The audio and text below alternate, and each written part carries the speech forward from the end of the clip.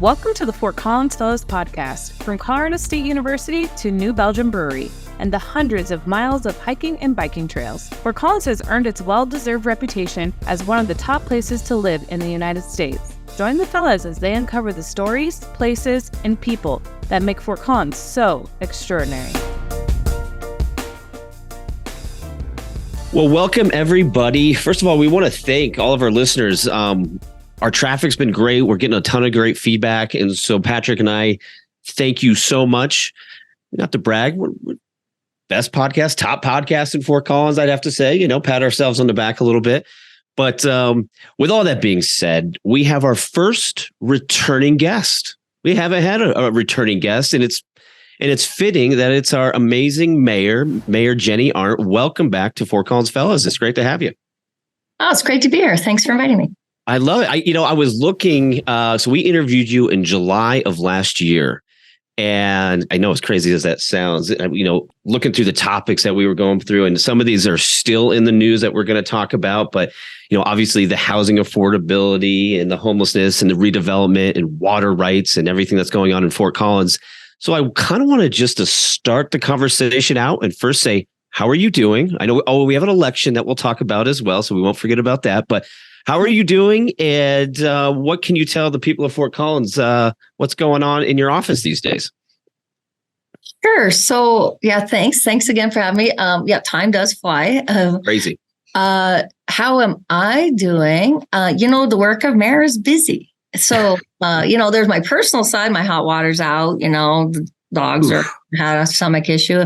That's the personal part. We can all relate to that. Yeah, exactly. So the normal parts of your life go on. Yeah. And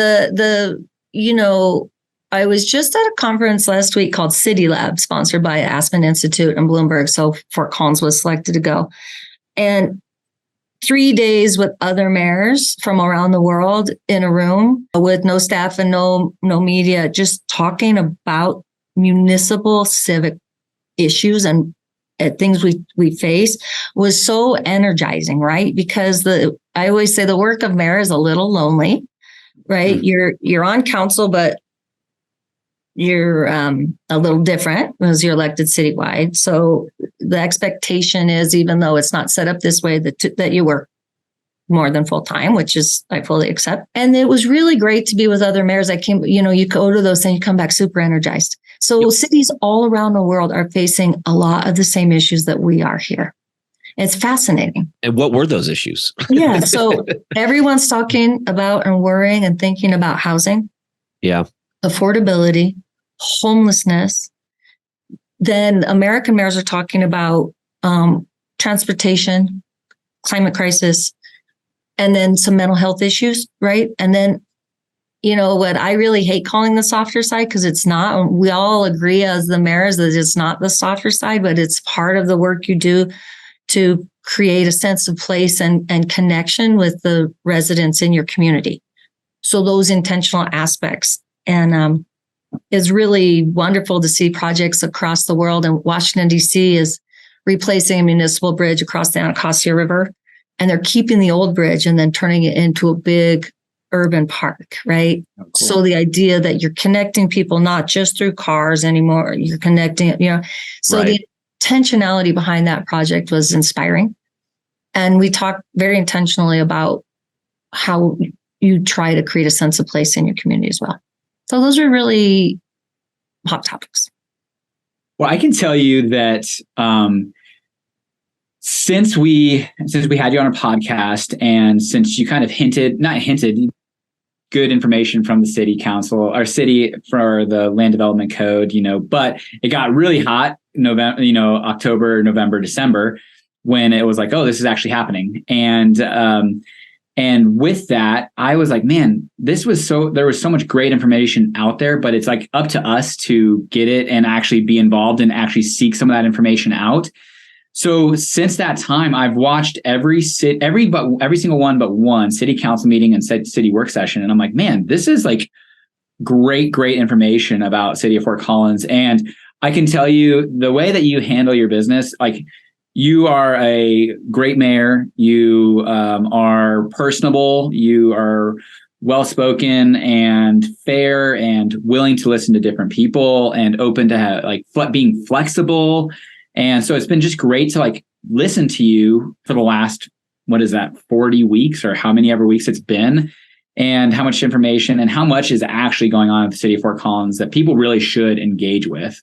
So you do have a ton on your plate. And I'm like, holy cow. I mean, this is a full-time plus job. I mean, Patrick, could you tell everybody how you were watching those? Were you going online and watching like the live feed so people can kind of... You can watch it live every Tuesday night. They stream it on Zoom, or you can go in person. I think it's every Tuesday except the fifth Tuesday, if there's a fifth Tuesday in the month. That's great.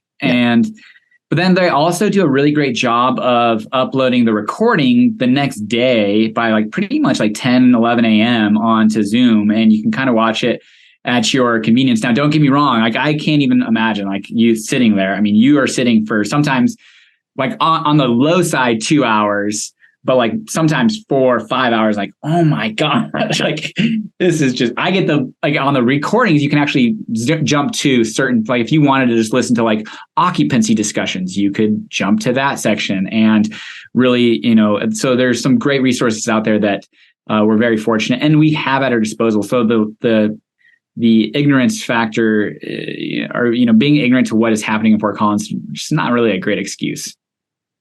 Well, thank you for those compliments. That's it sort of slightly embarrasses me, but and I always wonder if anyone's watching. So thanks you and those other 5 people. No, but I do appreciate the opportunity that we have through the technology to be more inclusive, right? That allows also people with different abilities to be able to participate even when our transit isn't running after hours. And I really feel like it's been a lot more inclusive. And then, I'll go back and rewatch sometimes too, because I'm like, what, happened? Or if I want advice for someone, they've been really great. I'm like, can you go watch this water work session again? And like how, yeah. So I'm glad. And I'm sorry for your family that has to probably watch that. So, well, no, I do watch most of them on the recording as well. I'm working. Okay. That's for me. That's working. Okay, good. That's working. That's part of your work.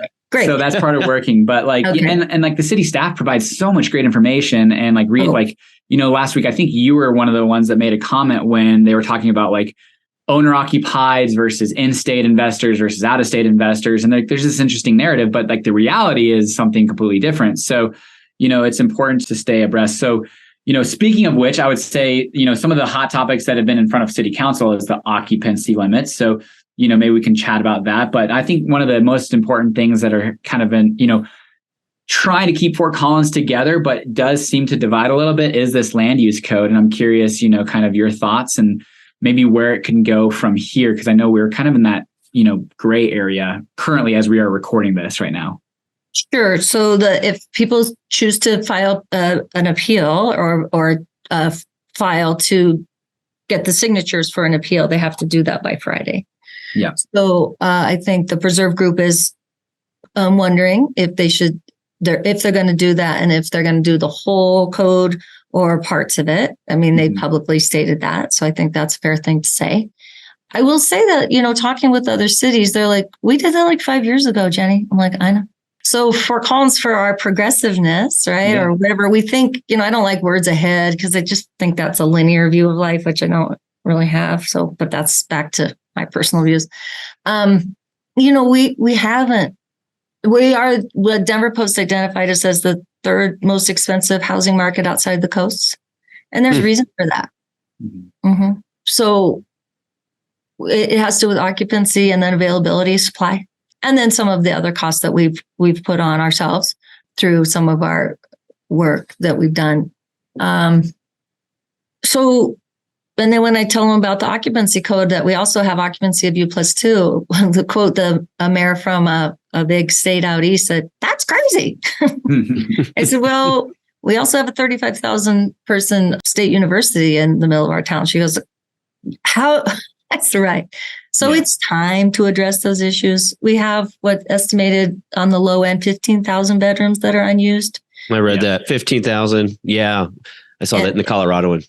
Yeah. A person called and said, "Jeni, why are you really trying to do this occupancy thing?" And I said, "Look, the fact of the matter is, let's leave aside the hyperbole around parking and noise. We have a beefed up public nuisance ordinance, which I'm glad for, because no one, even if you're within the occupant, no one wants to live next to a house that is unkempt, a noisy, unshoveled, so we're kind of doing both ends of it. I said that the rock bottom thing is there's 15,000 empty bedrooms in Fort Collins that could be used.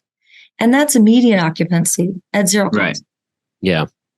And the person said, oh, I go, it's kind of just this human thing. The other thing is I was just at CSU last night for one of their great roundtables, and every student there said they're violating U+2. That's like Boulder too, right? Boulder just went to 5. Right, but they estimated like some 80% were already violating. So they were just like, let's make these people not lawbreakers. So when they went to 5, there's no change. Yeah. Right. So, yeah. So people fundamentally, in my experience, don't like to break rules because it drives them underground for other things, right? They don't feel like some people won't come and talk to council because they know they're in violation of U+2. So if you feel like you're violating a rule, and you are, technically, it inhibits other aspects of your life. And I would really like to liberate them from feeling like they're, lawbreakers, right? Mm-hmm. So we need to change the law to fit modern Fort Collins. Mm-hmm. Now, and I agree. Like, I think the U+2 thing needs to be addressed. And I saw your interview with the Colorado, and it sounds like, Jeni, you're kind of on the side, like, listen, we need to come to a compromise because this just isn't working. And so if people that are hearing this, like we had not the same conversation, but we addressed this issue back in July of last year. Here we are now in October, November of 2023. What is the time frame on getting something like this kind of, all right, hey, we have an announcement. We've made some changes. We're going in. What can people expect in terms of things that are going to come out and actually get implemented? Is it next year? Is it for occupancy? For the occupancy, yeah. Yes. So I brought it up in other business in May or something to kind of just push the conversation forward because we keep talking about it. And I'm like, well, right. When are we like, what's going on? Like, are we going to do something here? Right. So that opened up a conversation of, do we send it to the ballot or not? We eventually decided not to send it to the ballot, to do it ourselves. It may eventually go to the ballot if it's, Is that because they didn't get enough signatures though, right? That's why it didn't go to the ballot? That's right. Okay. That's right. We did pass a resolution that said we will take up occupancy and bring it to council by next spring. I forget if it was May or June. Okay. And the reason why that timing is, it gives the staff to do a lot of public outreach, and you can pass it in time. I'd never like to trick or anybody. We have an appeal process. Mm-hmm. It also gives time for people to gather signatures to appeal it if they'd like. Mm-hmm. And if they did that, then we'd have the chance to repeal it or send it to the ballot at that point. Mm-hmm. So I'm just very heavy on process, and then I'm very trusting of the people, right? Yeah. So all of the above. Fort Collins gets to create the community that we want, and we get to do it together. And we get to do it through your elected representatives. And then we have other processes where it goes to the ballot, and all those are valid. So let's say that, and how do you see it if the U+2 changes to me+3 or whatever it ends up changing to? And then also that the land use code change is in full effect, no appeals from Preserve Fort Collins. It goes into effect, immediately after this Friday if they don't sign, or, if they just take out parts, whatever. I know the original land development code change was discussing like a 52% increase in supply over the next 20 years. I don't know necessarily what the watered down version of the land use code is, like as far as projections, but what do you kind of see as like the next 5 to 10 years if these two things kind of get addressed, of how Fort Collins becomes more affordable? Yeah. So one of the criticisms is it doesn't ensure affordability. I agree. Well, if we keep growing, but I've never seen a price go down if you restrict supply either. Oh, totally. Right. That's just not gonna happen. So, this would allow more of the missing middle, which is important, right? That's like if you followed the school kerfuffle lately, but there are schools that are going to be consolidated or closed. Mm-hmm. And ironically, it's in the neighborhoods that fight the hardest against the housing, the ordinances. Oh, really? The occupancy and the zoning. Interesting. So that should tell you something. We're not attracting young families. Yeah. So I called the school board and they said, middle school and high school, actually, our enrollments are pretty strong. It's at the elementary school. I go, that's because it's the young families who don't have the money to buy or live in these neighborhoods. Sure. So mid-level professionals coming in from out of state can afford a home here, but it's the young ones. So I think the real immediate impact of the land use code, the revised one, we won't see these sort of mansions in Old Town anymore, right? So we capped it at 2,500 square feet. I think that's very positive because the people who are against land use code talk about preserving the character of the neighborhood. I mean, I think that really helps. Right? Bungalows is the character of Old Town. Right. And lovely $1 million bungalow. We're going to have a scrape and a rebuild mansion if we don't do the land use code, Sure. because very wealthy people will come in and say, oh, this is a cute little bungalow. It's gone. I'm going to put up a 7,000 square foot house, which is totally legal now. Yeah. Look at Wood Street. Right. You see examples around. It's a great example. And I know Wood Street. Yeah, that is a wonderful example. Right. So I think honestly, the impact will be, I've just talked to so many people I've been dying to refinish my basement with a kitchen. Fair. My adult son lives here. We want a separate entrance for my mother-in-law. That will be, and the way that we did the revised land use code, which it has to be part of the structure in certain instances. And there's a lot. Is this about the ADUs, Jenny? Are you talking about? Yes. Okay. Mm-hmm. Yep. Yeah. The reality is I don't think a lot of people are going to go build an ADU in their backyard. One, their yards aren't big enough. And two, they're really expensive. It's building another home. Yeah. Right. So I think it'll be more of like an in-structure renovation of and adding a kitchen. Right. Sure. So I think that'll happen sooner than later. And then some of the missing middle will come. So people say it doesn't guarantee affordability, and that's true. So my friend lives on Mountain. She sold her home for 1.6, right across the street from Little, where they have the 4 or 5 together. Yep. There's a grocery store right across the street, right there. Yep. Right. And then there's the restaurant, and then there's 4 or 5 together townhomes. Yeah. Very attractive, very within the character of the neighborhood. Those, I wouldn't call them affordable, but at $780, they're half the price of 1.6. Okay. So I think that's an example of when you add more of the missing middle.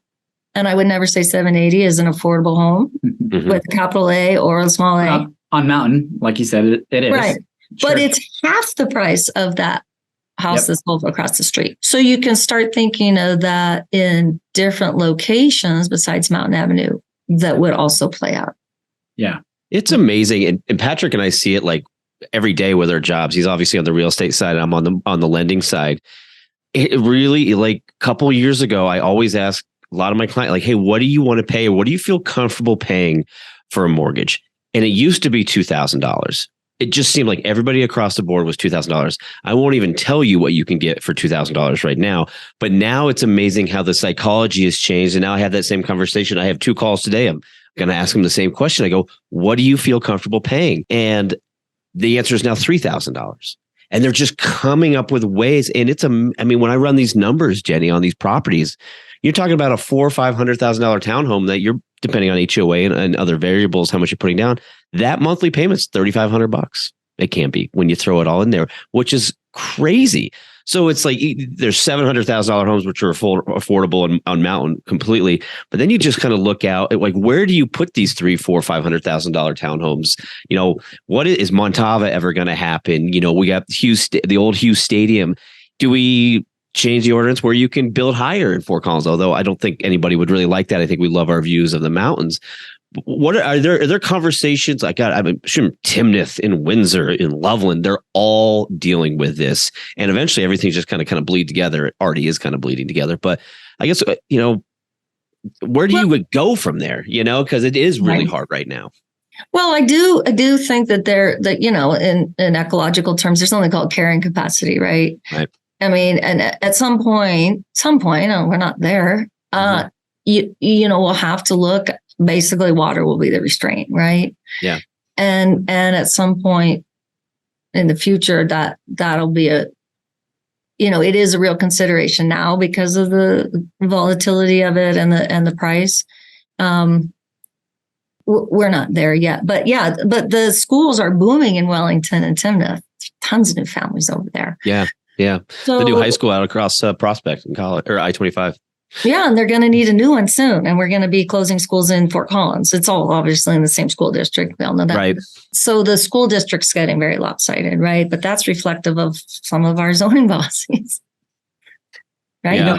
Yeah. I think, the water will be interesting. I'm always and I think you are too, Jeni, like just a human ingenuity. And there was a book that was called, Water Law for the Non-Colorado Water Law Attorney. Oh, I only have that. I have it on my bedside table, my iPhone. I just read it. What is the name of it? What's it called? It's a great book. But they talked about a point there in the book that was like, a drop of water has like 27 uses. And when it's going down, like from the mountain, from like fishermen to tubing to, whitewater rafting, kayaking through the shower, to, like so many different, ranchers, farming. I mean, so many different uses that you just don't think about. But like my thought is that, we'll either have efficiencies of houses to where, an acre share instead of provides for 4 houses, it's 6 houses or 7 houses. And, one drop of water doesn't have 27 touches. It has 52 touches, 54 touches. So I think. Oh, is that the book right there? Yeah, it's a good one. Colorado Water. Okay, on the left. Got it. Colorado Water for non-lawyers. It's great. I would never even want to get involved with that because it's so crazy. The history, the laws, all that good stuff. But, that's a big, like you said, ultimately going to be a bottleneck of Fort Collins that we are addressing. And, definitely have people at the forefront of our city that are, taking that head on. And I know that's a difficult conversation that's happening right now that you guys are having. But where else do you kind of see challenges for Fort Collins to grow? Is it, trades that we don't necessarily have? I know like we have people that come in here and it's like, man, to your point, maybe middle managers that have teenagers can afford here, but can plumbers and HVAC. I mean, I'm like pushing plumbing, electrician, HVAC to all of my friends who are young. I'm like, go get in the trades. You'll make a ton of money. Yeah, and you'll actually have a valuable skill, and you'll lead a happy life. Totally. And but we need those people to build, to provide jobs and things of that nature. Where else do you kind of see Fort Collins needs to like address some concerns as far as growth and living? Yeah, I do get a little concerned that Fort Collins one could be hollowing itself out, right? And then, I lived in Africa for 8 years. When you live in a community where the people who do the service work, and I mean that broadly. So I mean teachers, police officers, nurses, plumbers, journeymen, live outside and commute in to perform the task. It's not a stable social setup, right? You can get really, well, first of all, it's not a good way to live for people. And second of all, you can really destabilize a community. And I don't want to speak in hyperbole because I don't usually, but I do think that if we're not careful, that can really happen even more, right? So my friends in Timna say, wow, my street's full of Fort Collins FCPD. Because that's where they can afford to live, right? We'd like to help people if they want to live here, right? Also, if we're going to be climate wise, that just makes sense, right? So I think what's happening is the climate discussion and the environmental concerns that we all share are coming to a head in a way that can be kind of uncomfortable for some people, right? In terms of impacting some traditional ways that people have lived their lives, right? Mm-hmm. So we really are just going to have to share more. We're going to have to live a little closer together. If we want open space, we're going to have to live closer together to preserve our open space, those sorts of things. But we need to make sure our transit, when we build it out, is fast, affordable, and gets us where we want to go, right? Or Westerners, we just won't do it, right? Right. Sure. My fundamental thing is we don't like going places together. It's like part of our culture, right? Yeah, I lived Los Angeles. Everybody stays in their car. Nobody talks to each other. Right. So if we want to encourage people to do those things that are going to be part of our future, we need to make sure that it's very attractive. When I was in that City Lab, the lady who runs the buses for all of London was there, and she gave a great presentation. It actually got me super excited about the bus, right? These buses are amazing, and if they go to where you want them to go and they go quickly enough, people will go on them. Now talk about that, because aren't we expanding the MAX line on Elizabeth? Talk about that. What is the latest with that? Yes, so we're proposing a BRT, a bus rapid transit line on West Elizabeth, which will be fantastic. Mm-hmm. And we just got a huge grant for that, the RISE grant, I believe. I forget exactly how much it is. I want to say 100 million. I think it's 10 Was million. it 10? 10 of the 100 million. Okay. Oh, thank you very much. Yeah. So that's, and MAX has been a huge hit, right? And then we build more density along those transit lines. I think we're getting there. Right. One of the questions that I have about that, though, is because I think I agree completely. Like, I would love to just ride my bike and put it like my career. Like, it's so many excuses, right? We're going to have to get rid of those excuses and that mentality, because I very well could choose that. Hey, these 3 days, I'm going to ride my bike to the Harmony station, take the MAX downtown, ride it back. And 9 months of the year, very well could do that in great weather, right? And even during those 3 months of the winter, you could probably find great days to do that. But one of the conversations that people are having, or maybe they're having, is that, crime report that was happening on, the city council session was kind of along those public transportation lines is a little bit higher, crime rates. And how are you addressing to where people can feel safe, or how are you at least educating maybe like, hey, really, these are very safe ways of transportation? Yeah, crime is such an interesting thing, because the statistics can tell a different story from a personal experience. One bad experience, you're like, oh my gosh, it's super dangerous out there. Crime in Fort Collins is going down. It's minimal. It's great. They were talking about that. Wasn't it like the number one city in Colorado or something like that? The Common Sense Institute came up and they presented the data. And, I will never stop singing the praises of our police department. I just flat out, I feel like they're a model for the country. I really do. So what Chief Svoboda and the whole force has done is redirect some funds. As he says, Jeni, you don't need a badge and a gun everywhere, right? So there's a whole community service officer now that isn't a badge and a gun, right? The minute they need backup, they've got it, right? But most of the incidents in Fort Collins can be handled through a community service officer who, first and foremost, all the police are out to help, right? Will come in and assist on a variety of issues, right? When you call 911 now, they say, is this a health emergency or a criminal, right? Huge percentage of them are health emergencies. Or send the ambulance or the fire truck, right? If when they get there, there's a crime in progress or they need a badge and a gun, they get the backup right away.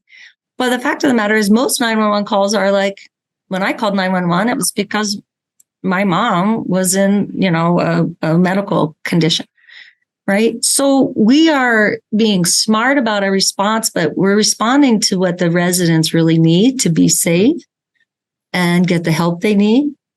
And then in the case of, a crime in action, our response time is 4 minutes average. It's remarkable. Well, and the way that I put it too, like you said, perspective is everything. Because, like there was that survey that was saying like, we need to pay more. Our policing and crime is, going down, like as far as like how the city feels about it. But yet, like our intentional dollars should not be spent on safety. So clearly people feel safe enough to where they don't want to spend the money. They'd rather spend it on affordable housing and things of that nature. That would be like their number one priority. So I agree completely. I'm like, man, there's never a time that I can walk downtown Fort Collins that I don't feel safe with my family. No, not at all. Right. And, there's some things that we, are, happen. Drag racing on College. I can attest to that. I live right there. I do get some complaints about that. I was going to ask you if you get some. We're really close to College at Prospect.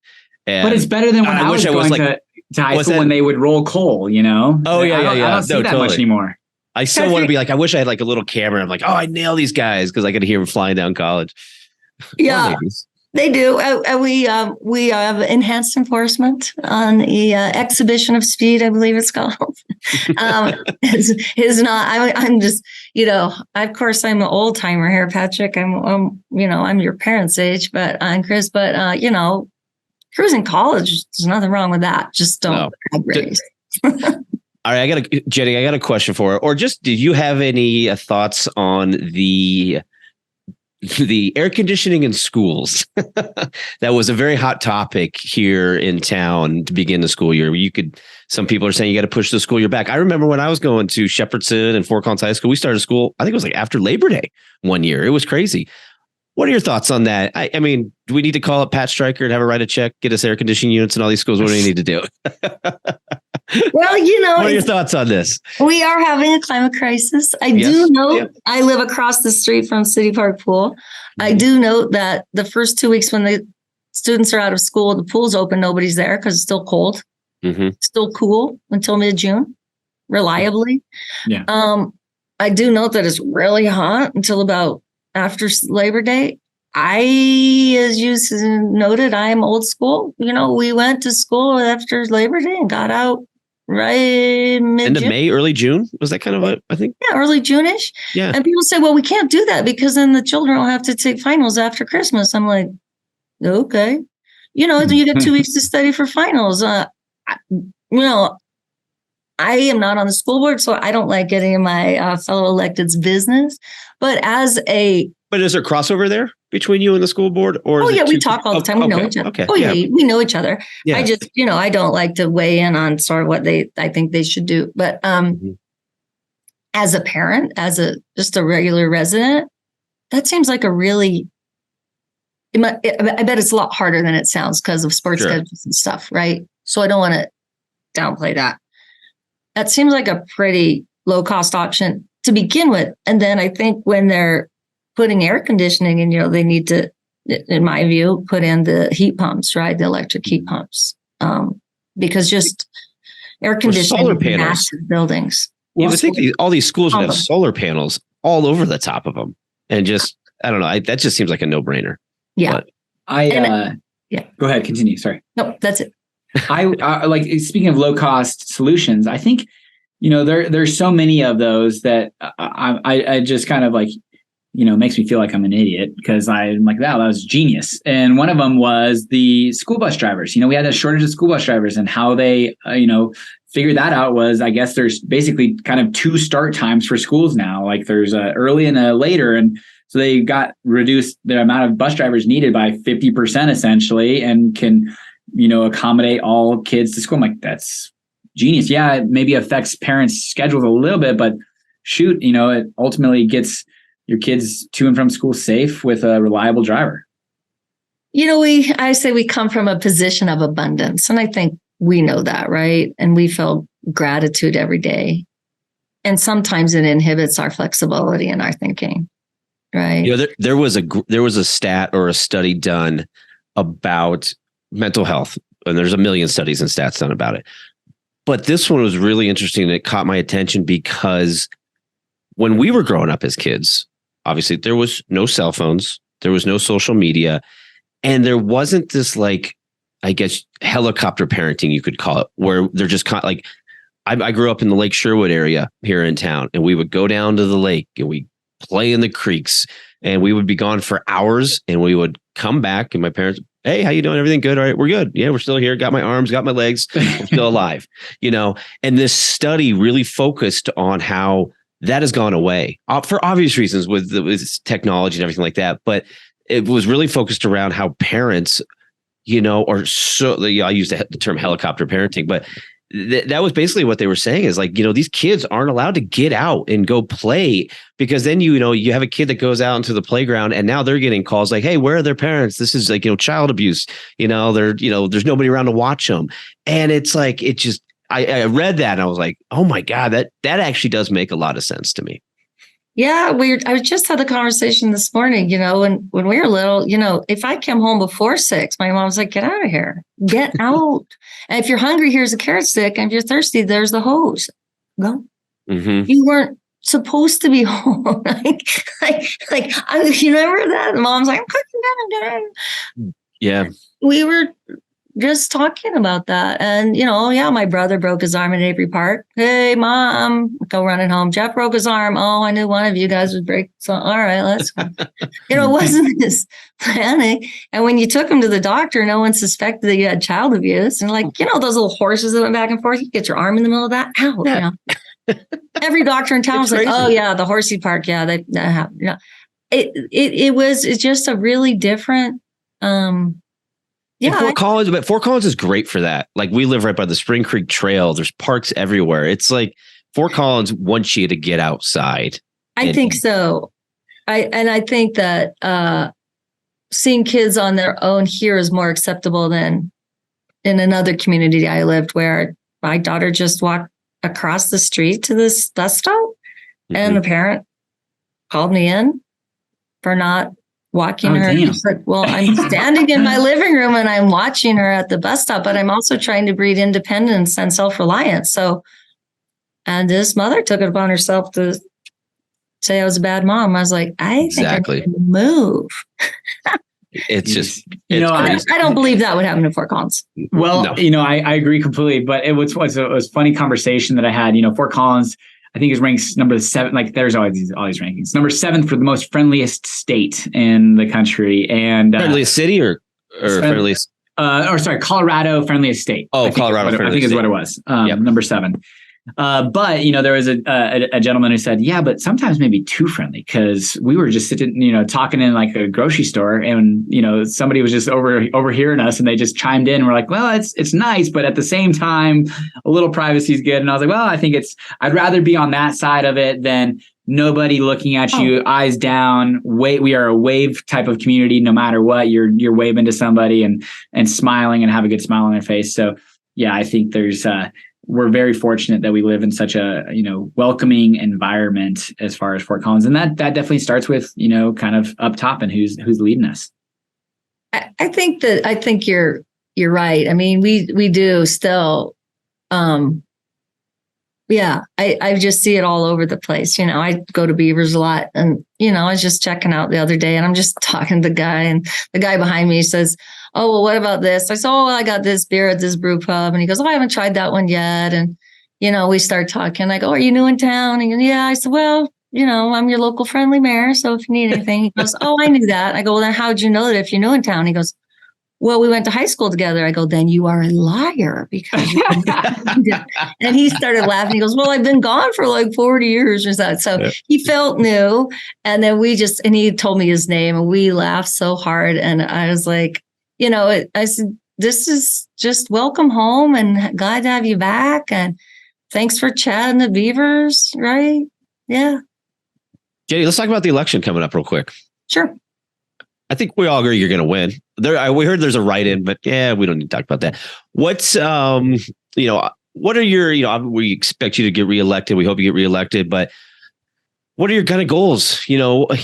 After this election, there's a few things on the ballot. I actually had the ballot they send you in the mail that gives you all the breakdown, and I forgot it at my house. My apologies. But anything in there that you want to address, like that the voters are going to be voting on here coming up in a few weeks, and then the pit on top of that question is, obviously we talked about U+2. There's things happening with that. What are your goals for the next couple of years? When you is it next 4 years? Is it 4? Yeah, 4 or 2. 2. Oh, yeah. Okay. So get you into 25. Talk to us a little bit about what's on the ballot right now. What are you looking to do to make the city continue to be awesome? That's what we want to know. Okay. So what's on the ballot is we refer to the council referred to the voters 3% property mill increase for dedicated to affordable housing. So if that passes, we'll have, I think, $16 million a year dedicated to subsidize housing market rate down. And we are not in the housing business ourselves. What we do is we push that out to our partners. Okay. 1, 2, the other thing is a 0.5-cent sales tax. 50% would go to Parks and Rec, swimming pool, lap lanes, and the other half is split in a quarter for climate resiliency, climate action related things, and then transit.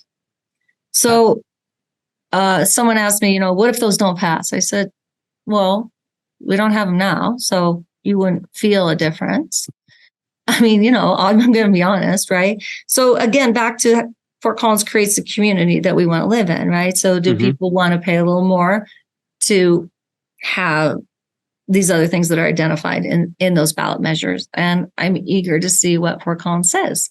We will be absolutely fine without them. We will continue on our work and our goals and our plans. And if they pass, we can accelerate those things I just spoke of at a more quickly. Okay. Quick question on that, real quick on the tax part. Sure. Property taxes obviously are going up, everywhere, obviously, and they continue to go up. The money that's being raised for property taxes going up is, does the city see that? How does that work exactly? What is the transparency on that? Right. So great point. So your tax bill has gone up, your property rate has not, your assessed rate. Yep. So people think, the government raised my taxes. Well, no, your value went out. You guys understand. Yeah, that's a different that's a longer conversation for a different day on kind of how that. Yeah. Right. So those are kind of that's the basic. So I could definitely understand why people would not vote for that. Right. I could also understand that people might vote for it because it is a non-regressive tax, right? So if you have a house of more value, you pay in more, and then that goes to subsidize people that we've identified in the community that need to have some help with their housing. Okay. So that's another way of thinking of that. The sales tax is more regressive. It hits the least among us harder because people should be cognizant of that. We also, I'm very proud of our really robust programs at the city that we can beef up more to kind of backfill in to sort of mitigate that. So if you basically call the city, we will reimburse you your tax on groceries, right? So we do have a tax on groceries, but if you call us and you're income qualified, we give it back. So we have a low income energy plan. And I can understand why people get weary of then I have to go down and apply for this. So now we're really working on this idea that if you're income qualified once, you qualify for all of the programs. Okay. Right. Okay. So then you'll qualify for the program to access the rec facilities and everything to make it seamless, right? Because it's really onerous to ask them. Right. Yeah. Everybody, you raise somebody's taxes a penny and they're going to lose their mind, but they'll pay more money on something else. It's just always that battle. I feel like it's a battle. Right. Every election. Well, those are the kind of the pros and cons. And then what the city's done to mitigate the sales tax, a regressive nature, right? Right. Yep. Coming on that. Then what's really important to me is thank you to the voters. 72% of you all said that we could move the elections to November. And here's why that's been so important. One, I think we're going to get a higher voter turnout, which is absolutely key, higher than 30%, which is great. That's just so crazy. We're going to get used to being odd number years, the nonpartisan local elections, school board, city, and then whatever ballot initiatives, right? So I think it'll grow over time. 3, we're going to have a lot more time to onboard new council members. And then when we come in, when I got elected on a Tuesday, I gaveled in the next Tuesday. We had the board council retreat on Friday, and they said, name your priorities. And I said, well, can the city present to us legacy projects, what you're working on now, what your bandwidth is? No, this is all you, whatever you want. And I said, well, so then you get city councilors going, well, I like birds. I mean, so we ended up with 99 priorities. I like turtles. Yeah. We had 99 identified priorities, and we had to fly the consultant back out to have another retreat 3 weeks later to whittle that down to 31, which is still too many. So this time we get to onboard the council members. We have time in this transition period, right? We're going to have staff presentations to the new council about what the legacy projects are, what we're working on, what the plans are, how this work is being shaped by previous councils. And then I think we'll have a much more rational goal setting by the council in mid to late January. A better likelihood of achieving your goals. Yeah. And broader policy goals, right? People have a really good view. Like we really set the broad policy, but we don't set like nitty gritty tasks, right? Mm-hmm. So if we have water conservation as one of our goals, then, have at it, city staff. Like, is that going to be through xeriscaping? Is it going to be through gray water? What's it going to be through, right? That's just as an example. So one of my goals that I'm going to pitch to council, you have to get buy-in from is under the strand of good governance. And we really have never gone over our charter to make sure it's modern, to make sure it's up to date, to make sure there's no conflicts in there, to make sure our code and our charter work together, right? Because there's some things that we can fix that are not controversial, that just, it's good governance, right? So at the Capitol, I started a committee with a colleague called the Statutory Revision Committee. And we met year round, 4 House, 4 Senate, 2 and 2, always not proportional, but always going to be 2Ds, 2 Rs to make sure that it was non-political. And we went through the state statutes, and every year we'd remove about that many pages from the statutes. Ooh. And it was a cleaning exercise. So I just met with the municipal court judge this morning. She goes, Jeni, there's an ordinance where, from when I make a decision to when the notice goes out, and the people have to comply within 7 days. And she goes, I can't make the decision. I make the decision. They get notified in 2 days. If there's a weekend, they have like a day. I said, what makes more sense? She goes, 14. I said, that's a perfect example when we start, if I get reelected and if I get the priority through, perfect example to reach out to city departments and say, what's not working for the people that you see that's actually an ordinance or in charter that we could non-controversially fix for the residents to make their lives better. I call it the unsexy work of governance. And I pledge to be the least flashy mayor you've ever had. And because what you're doing is setting Fort Collins up for the next 50 years. You talked about that in our last interview, getting rid of these signatures. It shouldn't take, I think you said 14 signatures or whatever to get something on my desk. Oh, yes. No, yes, right. So it sounds a little bit about like that. Like, let's just get some common sense involved in how these decisions are made. And then we can push out to the community. What are you seeing that's in ordinance that you're doing that doesn't work, right? So when we do that, the state, like the DMV is like, everything has to be duplicated here. I'm like, oh, that doesn't make any sense. But you can see how layers upon layers of legislatures or councils will lob new things on, and no one's taking the time to go back and say, how does it interact with everything else? And are we not making sense for our residents, and how? And what if that comes to a head and it has an FTE position attached to it? I think there'd have to be some funding for it. I think there'd have to be at least a consultancy. I'm talking about more so on the removal. If we're cleaning this up and there's a full-time employee that has that task or that job, and it's like, ooh, we need to kind of get rid of this, but this is removing. We'll just get AI to do it, Patrick. We'll just get AI. No, like you're in that. No, I mean, we have enough job openings at the city. I think we could reassign. Okay. Yeah. It's not about getting rid of people. It's about getting rid of clutter. Yeah, and totally things that aren't working for the people. I love to hear that.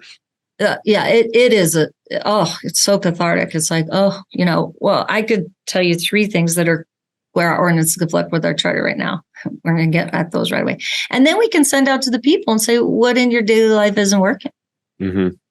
Well, I love it. Well, we're coming up towards the end here. Anything else, Jeni, that you want to touch on real fast before we wrap up? I just want to show appreciation, honestly, for civic actions such as this that help, when we feel like we're in danger of losing our trusted news source, or fewer and fewer people are reading the Coloradoan, we have to come in with something that is reliable so that we have a shared information that people can count on. And right now we're relying on people like you to generate podcasts that interview people.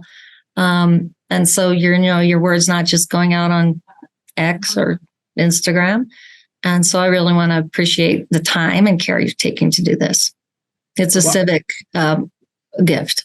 Well, I can tell you that, like, personally, I was raised in a staunch red Republican household. And I would say I'm like, funny. I was the exact opposite. I was raised in a blue household.